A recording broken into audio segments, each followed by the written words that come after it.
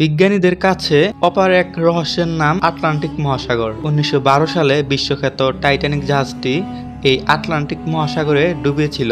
এটি পৃথিবীর দ্বিতীয় বৃহত্তম মহাসাগর। এছাড়া বিভিন্ন রহস্যময় ঘটনা ও বিমান দুর্ঘটনার কারণে এই মহাসাগরটি সবসময় আলোচনার কেন্দ্রবিন্দুতে রয়েছে। এই মহাসাগরটি পৃথিবীপৃষ্ঠের প্রায় 1/5 এবং পৃথিবীর মোট জলভাগের প্রায় 29 ভাগ এলাকা জুড়ে বিস্তৃত। আটলান্টিক মহাসাগর এর আকৃতি ইংরেজি এস অক্ষরের মতো। ইউরোপিয়ান মতাদর্শ অনুযায়ী পুরাতন পৃথিবী হতে নতুন পৃথিবীর মধ্যে পৃথককারী মাধ্যম হল আটলান্টিক মহাসাগর। আটলান্টিক মহাসাগরের অর্থ অ্যাটলাসের সমুদ্র। নেভিগেশন ও জ্যোতির্বিজ্ঞানীদের গ্রিক দেবতা অ্যাটলাসের নামানুসারে অ্যাটলান্টিস নামের উৎপত্তি এবং যুগ যুগ ধরে চলা এই নাম শেষ পর্যন্ত আটলান্টিক নামে রূপ নেয়। 19 শতকের মাঝামাঝি পর্যন্ত দক্ষিণ আটলান্টিককে বলা হতো ইথিওপিয়ান মহাসাগর। এই শব্দটির জন্ম প্রাচীন ইথিওপিয়ান থেকে, তবে আরও আগে এটি ইংরেজদের কাছে গ্রেট ওয়েস্টার্ন ওশিয়ান নামে পরিচিত ছিল। তবে আটলান্টিক পুরনো বিশ্ব থেকে নতুন বিশ্বকে আলাদা করে রেখেছে এমনটি বিশ্বাস করেন ইউরোপিয়ানরা। গবেষকদের ধারণা জুরাসিক আমল থেকে এই মহাসাগরের গঠন শুরু হয়েছিল। 980 থেকে 982 সালের দিকে নর্থ সোভিয়েত যাত্রী জাহাজে করে এই মহাসাগর পাড়ি দিয়েছিলেন বলে মনে করা হয়। তবে 1492 সালে ক্রিস্টোফার কলম্বাস আটলান্টিক মহাসাগর পাড়ি দিয়ে আমেরিকা মহাদেশ আবিষ্কার করেছিলেন বলে এই তথ্য সবার জানা। 1919 সালে বিমান পথেও পাড়ি দেওয়া হয় আটলান্টিক মহাসাগর। আটলান্টিক মহাসাগরের সবচেয়ে বড় দ্বীপ হচ্ছে গ্রিনল্যান্ড, যা আয়তনে বাংলাদেশের চেয়ে প্রায় 15 গুণ বড়। এছাড়া কানাডি দ্বীপ, আইসল্যান্ড, বার্বাডোস, হামা, ত্রিনিদাদ, ট্যাবাকো দ্বীপপুঞ্জ ছাড়াও অনেক ছোট বড় দ্বীপপুঞ্জ রয়েছে এই মহাসাগরে। আটলান্টিক মহাসাগর হচ্ছে পৃথিবীর সবচেয়ে লবণাক্ত মহাসাগর। এর উন্মুক্ত পৃষ্ঠের পানির লবণাক্ততার অক্ষাংশ ও ঋতুভেদে 3.3 থেকে 3.7% পর্যন্ত হয়ে থাকে।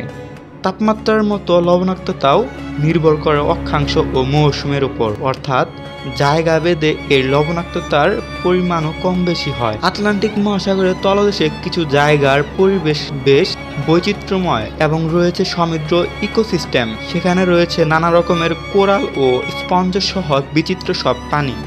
অ্যাটলাস নামক একটি প্রকল্পের অধীনে ব্রিটিশ বিজ্ঞানীদের নেতৃত্ব এই মহাসাগরের রহস্য উন্মোচনের চেষ্টা চলছে। তার সাথে কাজ করছে উত্তর আমেরিকা ও ইউরোপের আরও 24টি প্রতিষ্ঠান।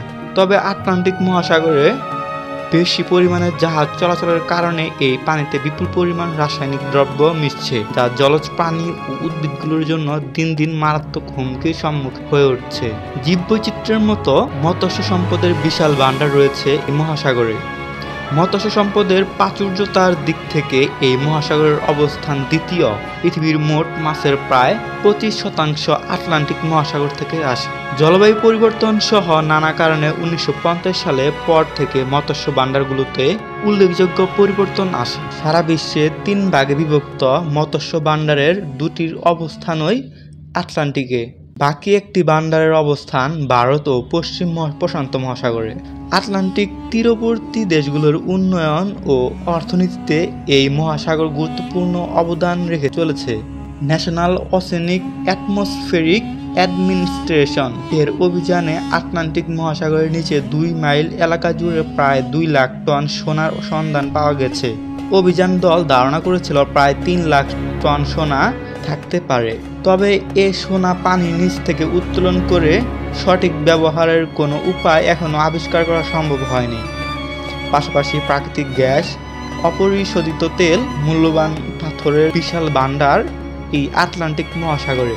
ফ্লোরিডা প্রণালীর উত্তর কিউবা অববাহিকায় প্রায় 87 কোটি ঘনমিটার পেট্রোলিয়াম, 9.8 ট্রিলিয়ন ঘনমিটার প্রাকৃতিক গ্যাস থাকার সম্ভাবনা রয়েছে। পর্যটন শিল্পের বিকাশেও এই মহাসাগরের বিশেষ ভূমিকা রয়েছে। আটলান্টিকের সৌন্দর্যকে করে ক্যারিবীয় উপকূল ফ্লোরিডা মিয়ামি বিচে লাভজনক পর্যটন শিল্পের বিকাশ ঘটেছে।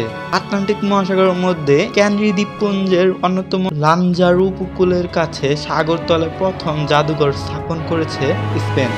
সাগরের 15 মিটার নিচে একটি পাথর দিয়ে 300টি ভাস্কর্য স্থাপন করা হয়েছে। ভাস্কর্যগুলো এমনভাবে স্থাপন করা হয়েছে যাতে সাগরের জীববৈচিত্র্য ক্ষতিগ্রস্ত না হয়। ধারণা করা হচ্ছে এই ভাস্করগুলো প্রায় 300 বছর টিকে থাকবে। পৃথিবীর রহস্যপুরী হিসেবে খ্যাত বারমুডা ট্রায়াঙ্গেল এই আটলান্টিক মহাসাগরে অবস্থিত। এখান থেকে বেশ কিছু জাহাজ ও উড়োজাহাজ রহস্যজনকভাবে উধাও হয়ে যাওয়ার কথা শোনা যায়। অনেকে মনে করে এগুলো উধাও হয়ে যাওয়ার পিছনে নিছক দুর্ঘটনা, যার কারণ হতে পারে প্রাকৃতিক দুর্যোগ ও চালকের অসাবধানতা। এর বিপরীতে অনেকে বিশ্বাস করেন এর পিছনে দায়ী অতি প্রাকৃতিক কোনো শক্তি বা বহির্জাগতিক প্রাণীর উপস্থিতি। আটলান্টিক মহাসাগরে চলাচলরত জাহাজগুলো জলদস্যুদের আক্রমণের পরিমাণ অনেক বেশি, তাই বর্তমান সময়ে জাহাজগুলোর আন্তর্জাতিক রুটে চলাচল অনেকটা বিপজ্জনক হয়ে ওঠে। 2014 সালে গিনি উপসাগরে 41টি বাণিজ্যিক জাহাজ জলদস্যুদের আক্রমণের শিকার হয়েছে। প্রকৃতপক্ষে সোমালিয়া জলদস্যুরা এই মহাসাগরে ভাসমান জাহাজগুলোকে আক্রমণ করে থাকে।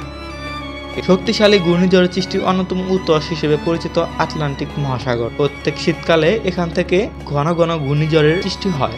এদিকে গ্রীষ্ম ও শরৎকালে উত্তর আটলান্টিকে পশ্চিম অংশে হারিকেনের প্রবণতাও অনেকাংশ বেশি। তবে শক্তিশালী বাতাস ও দুর্বল আন্তঃক্রান্তীয় অঞ্চলের কারণে দক্ষিণ আটলান্টিকে ঘূর্ণিঝড় হয় না বললেই চলে। 2019 সালে 2 সেপ্টেম্বর আটলান্টিক ইতিহাসে দ্বিতীয় সর্বোচ্চ শক্তিশালী সামুদ্রিক ঝড় আঘাত হানে ক্যারিবীয় দ্বীপ রাষ্ট্র বাহামায়।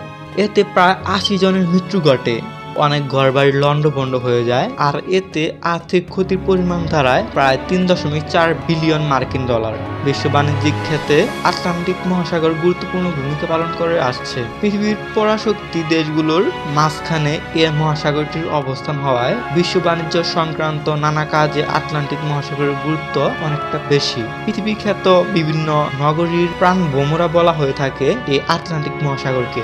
সমুদ্রপথে ইউরোপের সাথে আমেরিকার পণ্য পরিবহনের ক্ষেত্রে আটলান্টিক মহাসাগরের কোনো বিকল্প নেই। একইভাবে এশিয়া ও আফ্রিকার সাথে আমেরিকার বাণিজ্যের ক্ষেত্রেও আটলান্টিকের গুরুত্ব অপরিসীম।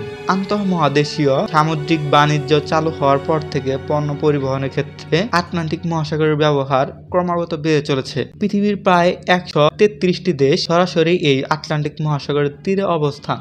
সে কারণে আটলান্টিক মহাসাগরকে কেন্দ্র করে গড়ে উঠেছে বহু বন্দর ও পোতাশ্রয়। এগুলোর মধ্যে উল্লেখযোগ্য হচ্ছে মিশরের আলেকজান্দ্রিয়া, স্পেনের বার্সেলোনা, ডেনমার্কের কোপেনহেগেন, জার্মানির হামবুর্গ, গ্রেট ব্রিটেনের লন্ডন, ফ্রান্সের লেহ হারবে, পর্তুগালের বেসবর্ন ইত্যাদি। এছাড়া আরো ছোট বড় বহু বন্দর গড়ে উঠেছে আটলান্টিক মহাসাগরকে কেন্দ্র করে। সাম্প্রতিক সময়ে পরিবেশবিদদের মাথা ব্যথার কারণ হয়ে উঠেছে এই মহাসাগর। বিভিন্ন কারণে দূষণ হওয়া এই মহাসাগর পানিতে দূষণ মুক্ত রাখতে বিভিন্ন আন্তর্জাতিক সংস্থা বিভিন্ন ধরনের চুক্তি করলেও রোধ করা যাচ্ছে না এ দূষণ।